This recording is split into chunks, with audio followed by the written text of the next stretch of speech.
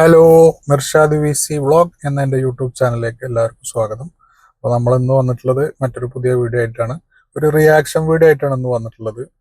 Already എല്ലാവരും കണ്ടൊരു വിഷയമാണ്, എല്ലാവരും ഒരുപാട് ചാനലിൽ കണ്ടൊരു വിഷയമാണ്, ഒരുപാട് ആൾക്കാർ റിയാക്ട് ചെയ്തൊരു വിഷയമാണ്. അപ്പോൾ അതിനെക്കുറിച്ചാണ് നമ്മൾ സംസാരിക്കാൻ പോകുന്നത്. വീഡിയോ ഇഷ്ടപ്പെട്ട എല്ലാവരും ലൈക്ക് ചെയ്യണം, സബ്സ്ക്രൈബ് ചെയ്യണം, സപ്പോർട്ട് ചെയ്യണം. ഓക്കെ, അപ്പോൾ നമുക്ക് വീഡിയോയിലേക്ക് കിടക്കാം. മലയാള സിനിമയിലെ മഹാനടൻ, സൂപ്പർ സ്റ്റാർ ടിനി ടോം ഇപ്പോൾ ബഹിരാകാശത്താണ് മക്കളെ, ബഹിരാകാശത്താണ്. ഇടക്കിടക്ക് ആള് പോകുന്നതാണ്, ആൾക്ക് ഇതൊരു പുത്തിരിയല്ല.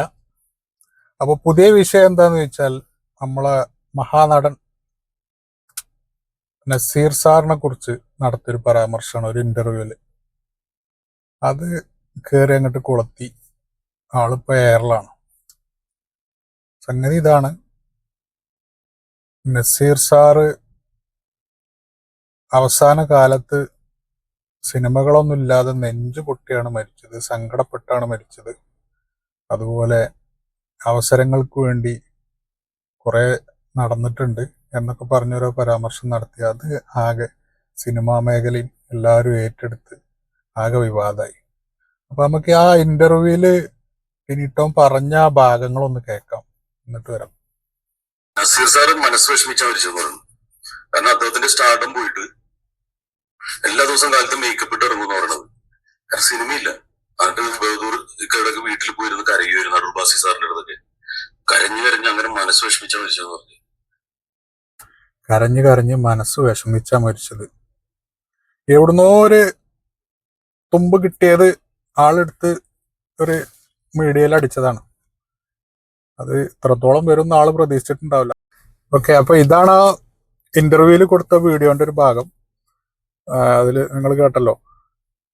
അപ്പോ ഇത്രയും കാലം സിനിമയിൽ ഉണ്ടായിരുന്ന ഒരാള്, സിനിമയിലുള്ള ഒരാള്, മഹാനടനായ ഒരാള്, ഇയാൾക്കപ്പോ ഇതിനെ കുറിച്ചൊന്നും അറിയില്ലേ? ഇങ്ങനെ ഒരു നടനെ കുറിച്ച് ഞാനിങ്ങനെ ഒരു പരാമർശം നടത്തി കഴിഞ്ഞാൽ അത് എന്താവും എന്നുള്ളത് ചിന്തിക്കാനുള്ള ഒരു സാമാന്യ ബോധം എന്താണ് ടിനിച്ചേട്ടാ ഇല്ലേ?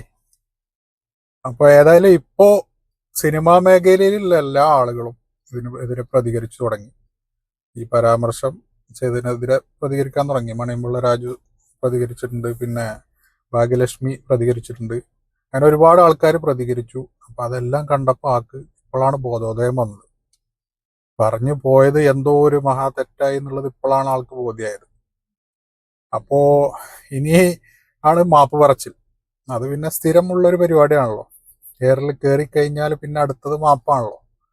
അപ്പൊ ഇനി നമുക്ക് ആ മാപ്പിലേക്ക് കിടക്കാം. മാപ്പ് വീഡിയോ കാണാം, എന്താണ് സംഭവം. ആളിവിടെ അല്ല, എവിടെയോ UK എവിടെയാണ്. നമുക്ക് ആ വീഡിയോയിൽ കാണാം എവിടെയുള്ളത് ആളെന്നുള്ളത്. നമസ്കാരം, ഞാൻ ടിനി ടോം. ഞാൻ UK ആള്. അവിടെ തന്നെ ഇരുന്നോളെ, അങ്ങോട്ട് വരണ്ട. ഇതൊക്കെ ഒന്ന് ആറി തണുക്കട്ടെ. വളരെ വൈകിയാണ് ഞാനൊരു വാർത്ത കണ്ടത്. കാരണം നസീർ സാറിനെ ഞാൻ മോശം പരാമർശം നടത്തി എന്ന് പറഞ്ഞിട്ട്. The God of Malayala cinema, the legend of Malayala cinema, Naseer സാറിനെ ആരാധിക്കുന്ന ലോകത്ത് ഒരുപാട് പേരുണ്ട്. അതിലുൾപ്പെടുന്ന ഒരു ചെറിയൊരാളാണ്. നസീർ സാർ എവിടെ കിടക്കുന്നു, ഞാൻ എവിടെ കിടക്കുന്നു. അപ്പൊ അതാർക്കും അറിയാം, നസീർ സാർ എവിടെ കിടക്കുന്നു, ഞാൻ എവിടെ കിടക്കുന്നു. അപ്പൊ അത്രയും വലിയൊരു സ്റ്റാറിനെ മോശം പരാമർശം നടത്താൻ ഞാനാരാണ്? ഒരു ഇന്റർവ്യൂവിൽ നിന്നും അടർത്തിയെടുത്ത ഒരു ചുരണ്ടി എടുത്തിട്ട് ഒരു ഭാഗം എടുത്തിട്ട് തെറ്റായിട്ട് അത് വ്യാഖ്യാനത്തിലൂടെ പല ന്യൂസുകളും പുറത്തുവിടുകയാണ് ഉണ്ടായത്. അങ്ങനെയല്ല, അത് അറിയാതെ കയ്യിന്ന് പോയി എന്ന് പറയും. അടർത്തിയെടുത്തതല്ല, ആ ഒരു ഭാഗം ഒരു ഉദാഹരണം പറഞ്ഞതാണ്. ആ ഉദാഹരണം പറഞ്ഞത് കയ്യിന്ന് പോയി. ഇനിയിപ്പോ പറഞ്ഞിട്ട് കാര്യമില്ല. ഓക്കെ, ഇത് ഈ തന്ന ഇൻഫോർമേഷൻ നസീർ സാറിനെ കുറിച്ചൊക്കെ ഞാൻ നേരിട്ട് കണ്ടിട്ട് പോലില്ല. അപ്പോ നമ്മുടെ ഒരു സീനിയർ തന്നൊരു ഇൻഫോർമേഷൻ ഇപ്പൊ അദ്ദേഹം കൈമലർത്തുന്നുണ്ട്. അല്ലാതെ ഞാൻ അന്തരീക്ഷം വായിച്ചെടുത്തതല്ല. സീനിയർ തന്ന ഇൻഫർമേഷൻ ആ സീനിയർ കൈമലർത്തി. സീനിയർക്ക് എയറിൽ കയറാൻ താല്പര്യമില്ല, അതാണ് സംഭവം. ഓക്കെ, അപ്പൊ സീനിയർ കൈമലർത്തി. അപ്പൊ എവിടുന്നോ അന്തരീക്ഷത്തിൽ നിന്ന് കിട്ടിയ പോലെ ആയിപ്പോ. അതിൽ നിന്നും കേട്ട ഇൻഫോർമേഷൻ വെച്ചിട്ട് ഞാൻ ഷെയർ ചെയ്തൊരു കാര്യമാണ്. അത് ഒരിക്കലും മോശപ്പെടുത്താനോ അല്ലെങ്കിൽ അവഹേളിക്കാനോ അല്ല. കാരണം ഇവരൊന്നും നമുക്ക് തിരിച്ചു കിട്ടാത്ത ലെജൻസ് ആണ്. പല സീനിയേഴ്സും മരിക്കുമ്പോൾ ഞാൻ അവിടെ ചെല്ലാറില്ല, എന്റെ സാന്നിധ്യം അറിയിക്കാറുണ്ട്. നാട്ടുകാരെ കാണിക്കാനല്ലോ. അതെ, അതൊക്കെ നല്ലതാണ്. പക്ഷെ നമ്മൾ കയ്യിൽ നിന്ന് പോവാതെ ശ്രദ്ധിക്കുക. ഏതായാലും ഇപ്പോൾ കയ്യിൽ നിന്ന് പോയി, ഇനി പറഞ്ഞിട്ട് കാര്യമില്ല. ഞാൻ അങ്ങനെ ഒരു തെറ്റ് ചെയ്തിട്ടുണ്ടെങ്കിൽ തെറ്റ് പറ്റിപ്പോയി ടിനിച്ചേട്ടാ, തെറ്റ് പറ്റിപ്പോയി, കയ്യിൽ നിന്ന് പോയി. നിരുപാധികം മാപ്പും ക്ഷമയും ചോദിക്കാൻ ഞാൻ തയ്യാറാണ്. കാരണം ഇത്രയും വലിയൊരു ലെജൻഡ് കാൽക്കൽ വീഴാനും ഞാൻ തയ്യാറാണ്. അത്രയും വലിയൊരു വ്യക്തിത്വമാണ്. ആ പറഞ്ഞത് നല്ലൊരു വാക്കായിട്ടോ. തെറ്റ് സംഭവിച്ചത് ആള് മനസ്സിലാക്കി മാപ്പ് പറയാൻ മൂപ്പര് ആള് തയ്യാറാണ്. അപ്പോ കയ്യിൽ നിന്ന് തെറ്റ് പറ്റിപ്പോയത് മനസ്സിലാക്കിയ ഒരാൾ മാപ്പ് പറയുമ്പോൾ പിന്നെ നമ്മൾ അയാളെ പൊങ്കാലക്കിടുന്നത് ശരിയല്ല. അപ്പോൾ അത് കയ്യിൽ നിന്ന് പോയതാണ്. അപ്പൊ ഇനി അങ്ങനെ സംഭവിക്കാതിരിക്കട്ടെ ടിനിച്ചേട്ടാ. ഇപ്പോ ഇന്റർവ്യൂകളിൽ കത്തി നിൽക്കുക എന്നുള്ളതാണല്ലോ ട്രെൻഡ്. അപ്പൊ അങ്ങനെ ഇന്റർവ്യൂവിൽ ഒന്ന് കത്തി നിൽക്കാൻ നോക്കിയതാണ്, പക്ഷെ പാളിപ്പോയി.